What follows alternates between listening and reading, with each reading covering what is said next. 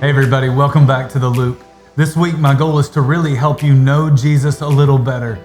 In fact, I'm hoping that you see a side of Jesus that you've never seen before. You see, I think a lot of people in this world think that they have a problem with Christianity, but in all actuality, their problem is with a twisted, corrupted version of Christianity. When you see Jesus for who he really was, you can't help but love him. There's something inside of you that wants to follow him and even be like him. In fact, let me give you a really good example. In Mark chapter 2, Jesus is getting questioned about why he and his team won't participate in the spiritual practice of fasting. In essence, I think the religious people who are questioning Jesus are saying, if we can't eat, you guys shouldn't be allowed to eat. They may even be thinking to themselves, if we have to be miserable, we want everyone else to be miserable too. So let me ask you, have you ever been in a church like that?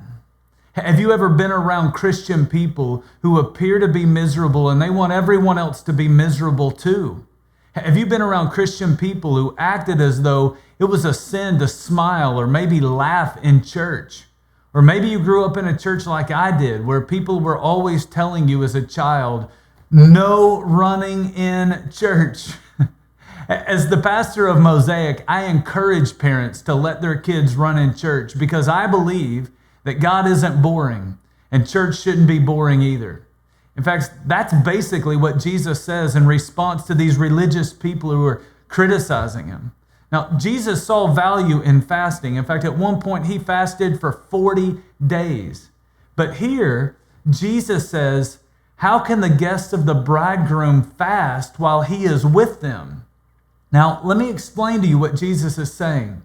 R. Kent Hughes once wrote this about this very passage. He said, after an ancient Jewish wedding, the couple did not honeymoon, but they stayed at home for a week of open house in which there was continual feasting and celebration.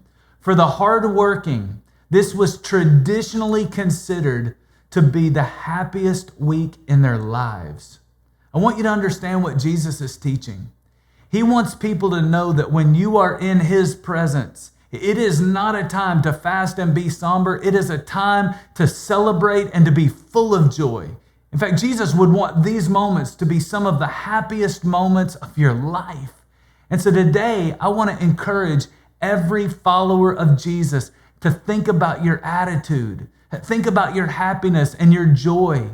Let me ask you, is there happiness and joy in your life? And is it evident to everyone else? If not, take that sour, scowling look off of your face and replace it with a smile. And if you're not a follower of Jesus, my hope for you is that today you understand Jesus a little better so that you could live like him a little more.